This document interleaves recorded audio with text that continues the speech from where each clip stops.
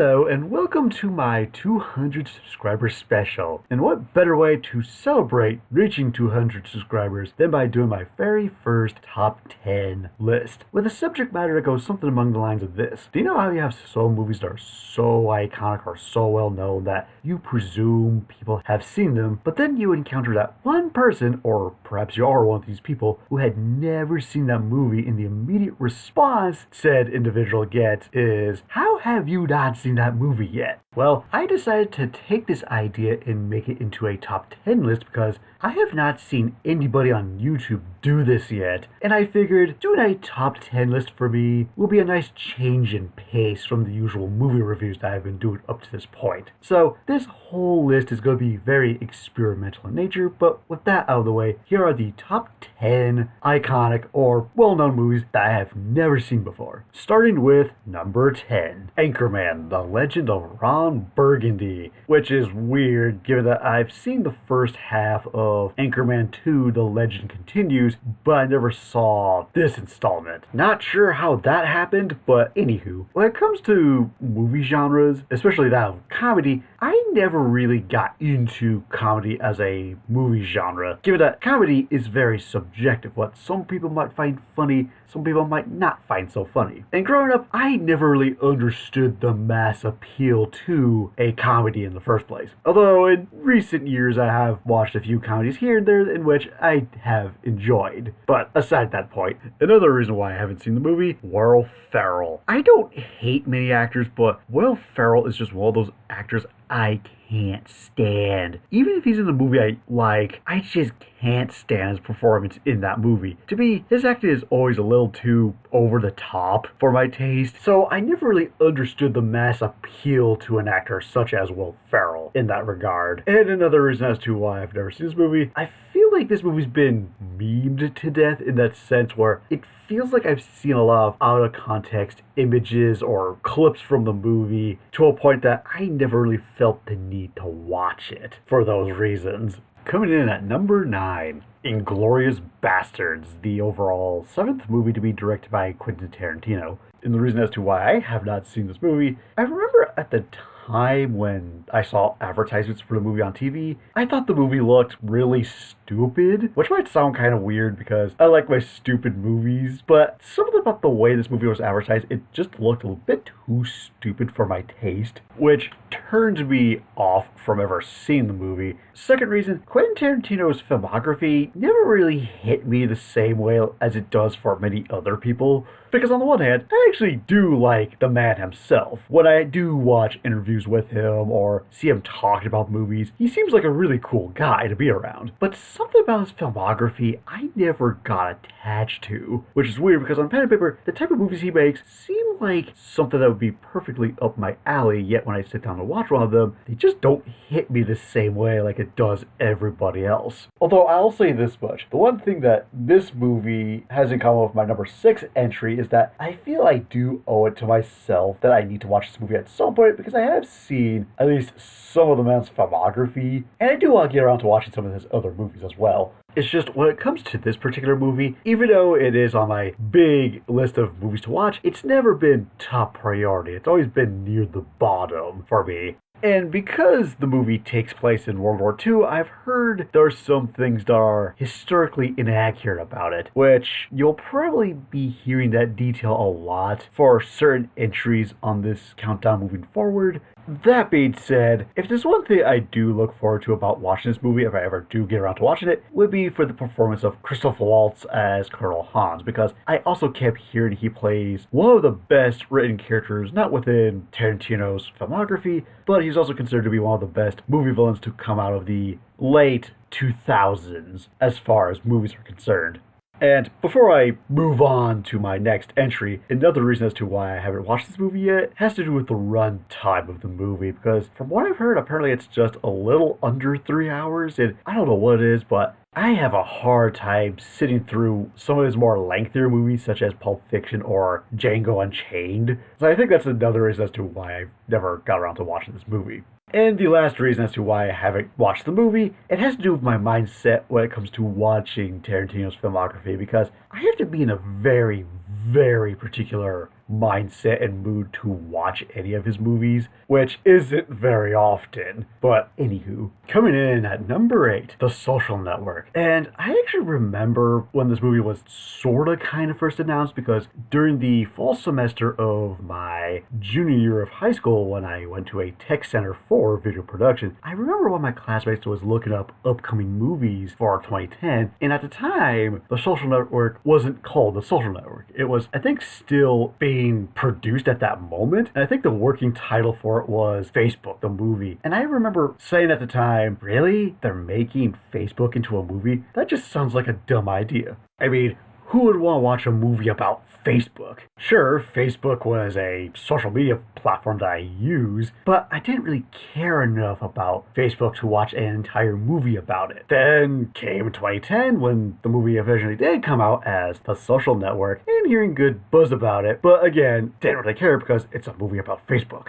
Now, as far as the director is concerned, that being David Fincher, I have not seen all of the man's filmography, but of the select few movies I have seen, Alien to the Third, or Alien 3, I just think is a bad movie, no matter if it's a part of the Alien franchise or as a movie by itself. 7 Fight Club, along with Gone Girl, I think are good movies. I just don't think they're as great as people make them out to be, to a point that I never really felt the need to watch them again. And because of that, I never really fell in love with David Fincher's directing style for his movies. And to add on top of that, the movie stars Jesse Eisenberg. And to me, Jesse Eisenberg is one of those actors that for some reason I just want to punch him in the face. I'm not sure why, but I do. Now granted, for all I know, maybe he could be a really nice dude, but still, just something about him, he just rubs me the wrong way. And keep in mind, this was way before he ever played Lex Luthor Jr. in Batman vs. Superman: Dawn of Justice. And on top of that, the movie is a biographical drama, and these type of movies never really appealed to me, because one, I prefer movies that are more escapist than anything else, and second, I feel that with something like a biopic, sometimes certain key events and depictions of certain people need to be handled with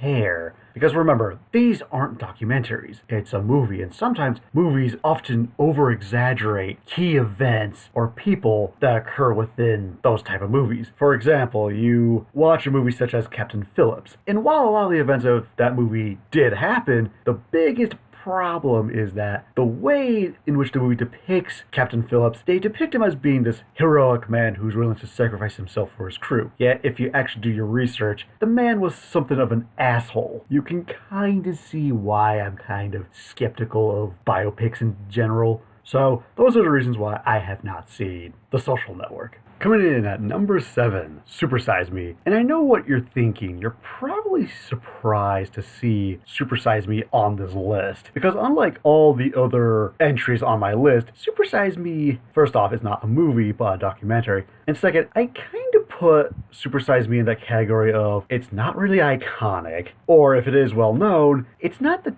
type of media that I think most people would go out of their way to watch. Because during my freshman year of high school, I've had classmates in grades below me, above me, or even within my own grade who took a health food class and they had to sit down and watch Super Size Me as a part of the class curriculum. Then a couple years later, when I went to a tech center for video production during my last 2 years of high school, we did a unit on documentaries, and someone brought up Super Size Me, and everybody within that class kept talking about that movie for several minutes, mainly in relation to how, oh, it's that one documentary we remember watching in a health food class. Even during my college years, I had a friend of mine who was taking a health food class, and according to him, his professor who was teaching the class stated, normally I would play Super Size Me as a part of the curriculum, but I think everybody here had seen it at some point during high school, so I won't show it here. Which means that college professor assumed everybody at some point in their life has seen Super Size Me. And apparently Super Size Me was so, I don't want to say popular, but well known enough to warrant a sequel back in 2017 called Super Size Me 2 Holy Chicken.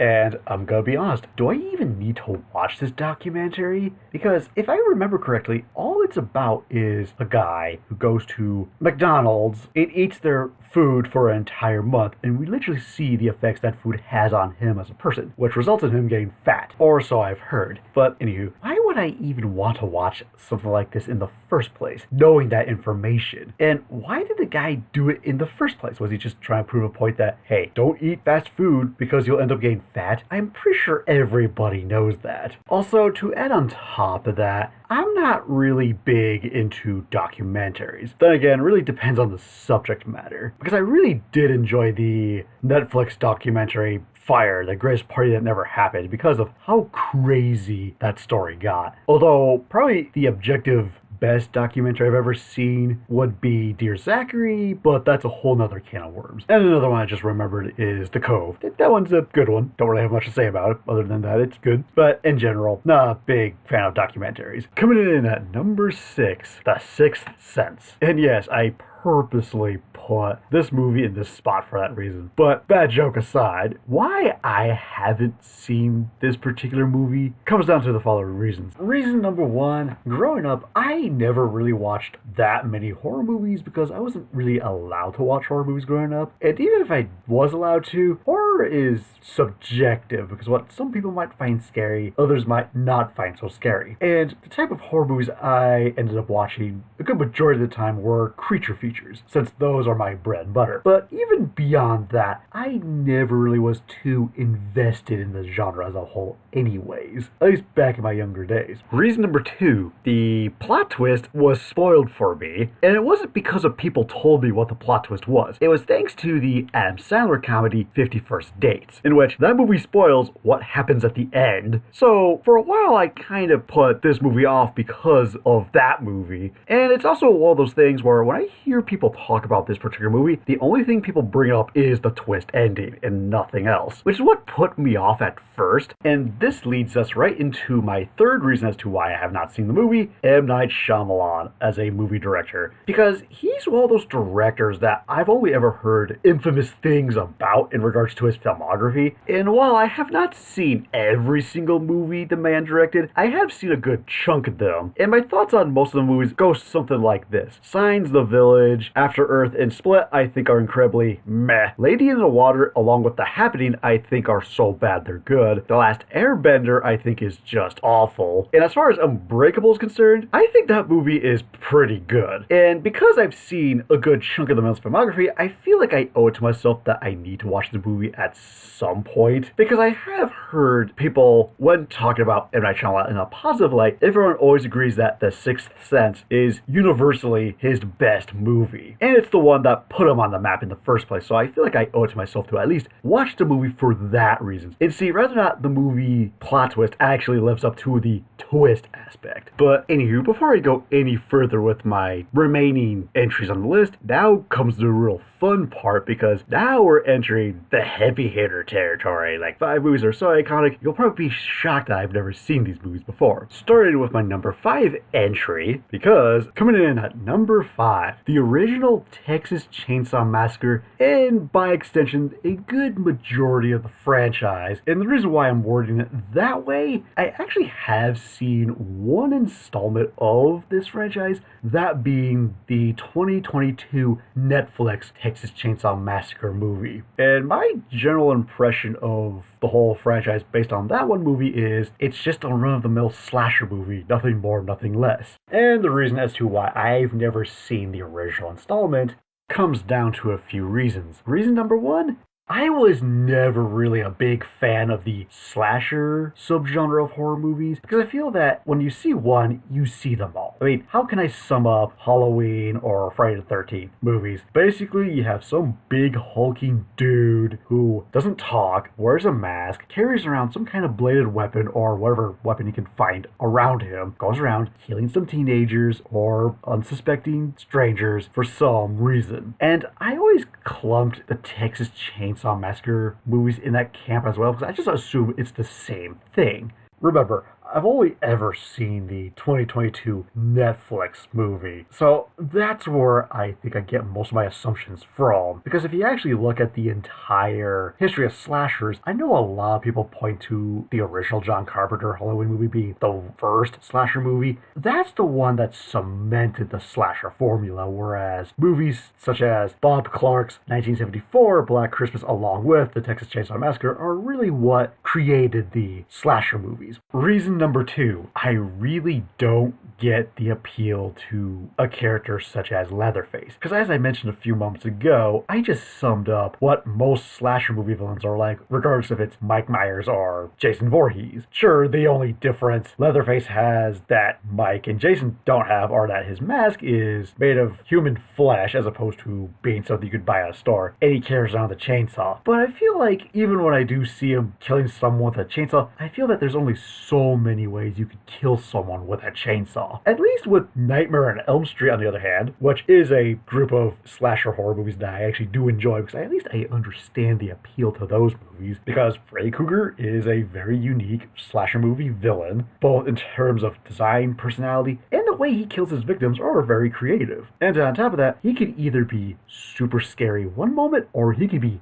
hilarious the next second. So I at least understand why there are so many people who love Freddy Krueger as a slasher movie villain along with the Nightmare on Elm Street movies. With Leatherface, on the other hand, I just don't get it. And reason number three, I am super skeptical about the status of this movie being considered one of the greatest horror movies of all time. Because I remember for the longest time, ever since I started learning about horror movies, doesn't matter if I was listening to a friend talk about it or even listen to a movie critic talk about it, I always kept hearing people bring up Texas Chainsaw Massacre being one of the greatest horror movies of all time. Maybe not the greatest, but one of the greatest. And because people talk about it so much, I never really felt the need to watch it. And even if I did decide to watch this particular installment, I personally don't think the movie's gonna live up to the hype, in my opinion. And coming in at number 4, James Cameron's Titanic. That's right, I've never seen this movie. And honestly, I really have no plans on watching it whatsoever for the following reasons. Reason number 1, from what I could gather about this movie, it's really not a disaster movie, it's more of a romance. And here's the thing, I never really liked watching romance movies. Now sure, I don't mind a movie having romance in it, but having a movie strictly be about romance, that's a whole nother story. Because if you saw my favorite movies in each genre tagged video from a while back, the movie I chose for the romance genre is The Shape of Water. For a simple reason that I always preferred movies with a fantastical element to it, and on top of that, romance movies were never my bread and butter. Reason number 2, the movie itself is 3 hours long. Now, I have nothing against movies that are 3 hours long. Just look at Lord of the Rings. Each of those installments are 3 hours long, and I could sit through those movies fine. But with a movie such as Titanic, did it really need to be a 3-hour movie? I mean, what's the movie about? The movie is about a group of passengers that board a cruise ship called the Titanic, and the cruise ship in question hits an iceberg and sinks on its maiden voyage. And according to my stopwatch, that brief summary of the movie I just gave for a 3-hour movie is about 8 seconds long. I mean, do I really even need to sit through a 3-hour movie that I could just sum up in 8 seconds? And for my third and final reason why I've never seen this movie and refuse to watch it, if you remember what I said about movies such as The Social Network or Captain Phillips, I am super skeptical about details that occur within those kind of movies, but there is a huge difference. At least with movies such as The Social Network or Captain Phillips, those are based on more recent events from the past 2 decades or more. So at least we have a frame of reference in terms of what actually occurred around that time period because of how recent it is. Whereas the Titanic, on the other hand, happened, I think, over a century ago. So who really knows what happened on the ship? Coming in at number 3, The Breakfast Club. That's right, I've never seen this movie. A movie that many consider to be the quintessential 1980s movie, a movie that's often on many top 500 greatest movies of all time lists, or even considered to be the best movie about high school. I mean, the movie is so well regarded that it got a Criterion release. And it's also one of those movies that is somewhat considered a rite of passage before entering high school, in that sense where I know a lot of people who watch this movie before entering high school because their parents basically said, these will be the type of people you encounter in high school. This is what high school's like in a nutshell. So you're probably wondering, why haven't I seen this movie up to this point? Well, I have a few reasons behind that. One, I put this movie in the same category as Inglorious Basterds, where, yeah, it's technically on my list of movies to watch, but it's not exactly top priority. It's near the bottom. Reason number 2, I'm really skeptical about this movie's status as being the quintessential high school movie, because if I remember the plot synopsis to The Breakfast Club, you have 5 different students who belong to 5 different social groups that spend an entire Saturday in detention. I really don't see how that captures high school in a nutshell, because according to that plot synopsis, it almost sounds as if people do something and end up getting detention on a Saturday. Because to me, high school was, you go to school, you go through your first class, break, second and third class, lunch, last 2 classes, then you go home, and in between all that, you interact with whatever friends you made. That to me sounds more like high school than get in trouble and spend detention on a Saturday. I'm just failing to see how that captures high school. And reason number 3, anytime Hollywood makes a movie about high school, I always feel that they don't fully understand what high school is like for some people, because Hollywood has a tendency to over-exaggerate what high schoolers are like. Now, in some movies that's acceptable if there's like fantastical elements to it, or if the characters live in a heightened reality where crazy stuff happens, but if it's trying to be something that's down to earth, it doesn't feel like a genuine high school experience. It feels like this is a producer's interpretation of what high school is like. Seriously, I feel the only piece of entertainment media that accurately captures high school in a nutshell would be the Daria TV show. That right there, in my opinion, captures high school the best in terms of the type of people you encounter, no matter if they're student or teachers, social situations, both in and out of school, so on and so forth. And reason number 3, as I mentioned earlier, this movie is considered to be something of a rite of passage going into high school, but given that I never saw this movie before high school, and I lived through high school, do I have any real reason to actually watch this movie beyond its iconic status? And coming in at number 2, Rocky, and by extension, the entire Rocky franchise, along with the Creed movies. And the reason why I haven't seen Rocky up to this point in my life comes down to a few reasons. Reason number 1, growing up, I never really was into sports, never really understood the appeal behind it. Sure, I've heard some people love watching sports or playing sports for a simple reason that you're not going to know the outcome of who's going to win, and I'll say, okay, you got a point there. But again, never really found too much appeal beyond that. So watching a movie that's revolved around a sporting event never really appealed to me. Reason number 2, I've seen other boxing movies that came out before and after Rocky that seem to borrow the Rocky formula template. One example being the 1927 silent movie The Ring, directed by Alfred Hitchcock, which is described as being Rocky before Rocky. And then of course you have the 2011 movie Real Steel, which is described as being Rocky with giant rock'em sock'em robots. So in some ways, I think I've basically seen this story and maybe seen these kind of characters done before and after Rocky, to a point that I never really felt the need to watch Rocky itself. Or if I do have interest in watching a movie, I swear, anytime you see the movie being played on TV, it doesn't just appear on one channel. It appears on 20 different movie channels, and when that does occur, they never start at the same time. They are always playing at different rates. So most of the time when the movie is on TV, it's either near the end or half over, but never from the beginning. And to add on top of that, because the movie is so well regarded and talked about among people that I never really felt the need to watch it. And with that out of the way, before I go any further, here are my honorable mentions. The Passion of the Christ, Mean Girls, The Ring, Fargo, Lawrence of Arabia, 12 Angry Men, Gone with the Wind, the Bad Boys trilogy, with the exception of Hobbs and Shaw, the entire Fast and Furious franchise, followed by the entire Bourne franchise.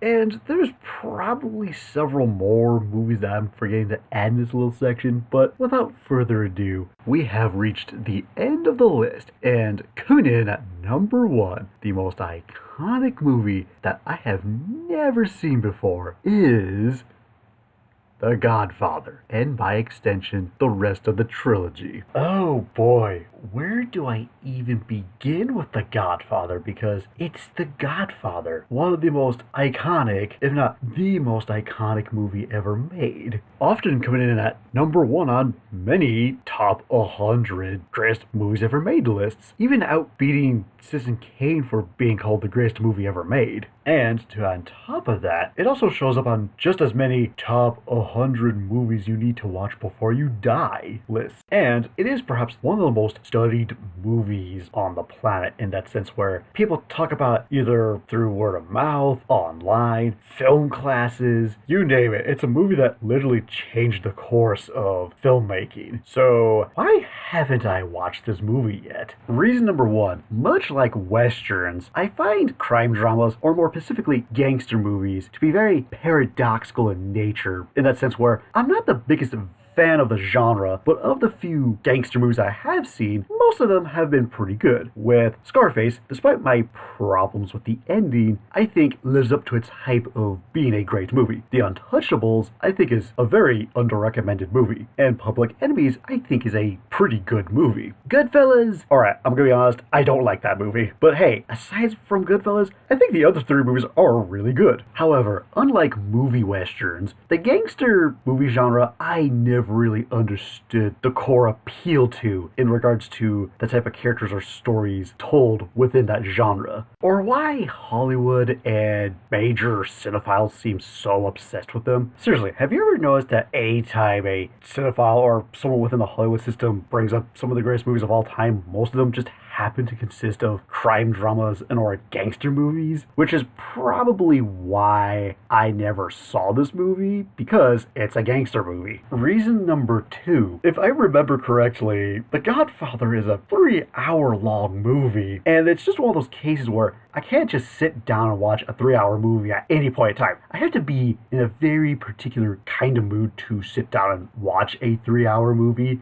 because of its lengthy runtime. Reason number 3, much like Rocky, The Godfather is one of those movies that's either parodied or people talk about so much that I never really felt the need to watch it. And for my 4th and final reason as to why I haven't watched The Godfather, believe it or not, this is gonna sound really weird, but I'm actually scared to watch The Godfather because of its iconic status as being considered one of the greatest movies of all time. For the simple reason that because the movie is held in such high regard, I'm just afraid that the hype surrounding The Godfather isn't gonna live up to its hype. Because I noticed that anytime you've had people online sharing their thoughts and opinions on the movie, in which some people say, oh, I thought The Godfather was either very overrated or they thought the movie was boring, I noticed a lot of people come out of the woodworks attacking those kind of people, saying they don't have good taste in cinema because they don't have that hive mind mentality when it comes to The Godfather. Because, God forbid, people can't have a different opinion on the internet about certain movies, which is why I have never seen The Godfather. And those are the top 10 iconic or well-known movies that I've never seen before. What do you think? Should I take some time to check out these movies?